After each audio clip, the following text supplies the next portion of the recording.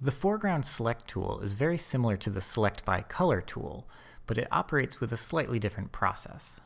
Like all the other selection tools, you can use this one in replace mode, additive mode, subtractive mode, or intersect mode. It also offers a feather edges option, which allows you to create a softer edge to your final selection.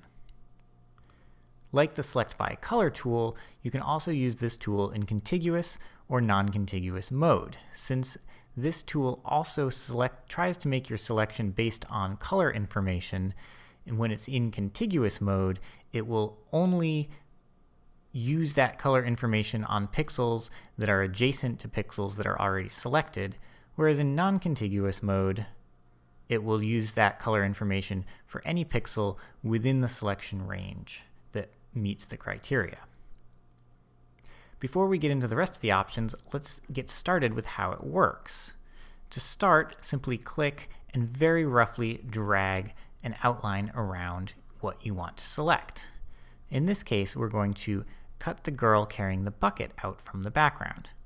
Now you can click and drag, or you can simply click points if you want to make a polygon, but before you can continue, you must return all the way so that you have a completely bounded selection. At that point, you'll see that everything not within that selection turns a blue color and has been excluded from the process further from this point on. Now, you'll want to set the brush setting to a size where you can comfortably fill in very roughly what you want to include in your selection. This is a pretty good size, and we'll just roughly go over what we want to include, which is this girl. You don't have to do it all in one stroke. Every time you let go of the mouse, the program will process the information of what you've painted in, and it will attempt to figure out exactly what it is you're trying to select. And it does a pretty good job, as you can see. Now, zooming in, we can see that we missed a little bit of her hair, and there's a couple blue spots here on the camera strap and on her arm. So we'll just color in some of those spots.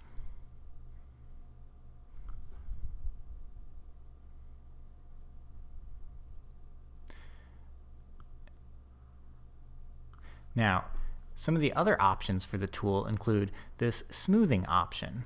When you turn this up higher, it will create a more smooth, rounded edge to your selection, and when you turn it down lower, you'll get a more jaggedy edge, but it will be truer to the criteria that you've specified. You also have the interactive refinement.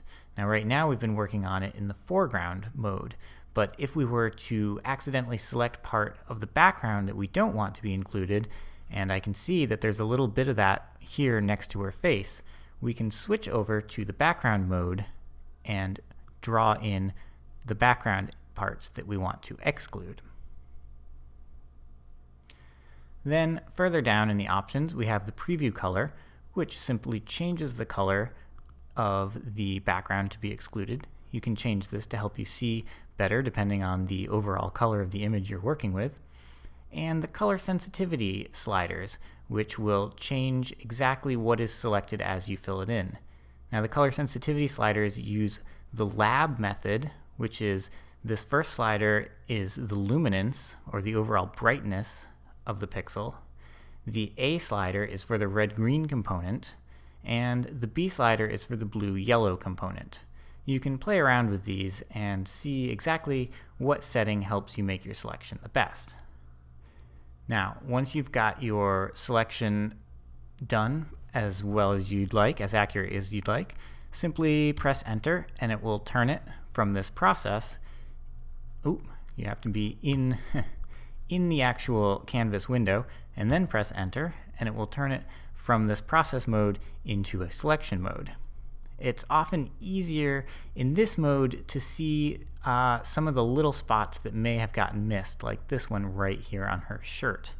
So you can just switch into another selection tool and clean it up. So this is another valuable tool as part of GIMP that you can use to help you make complex selections more easily.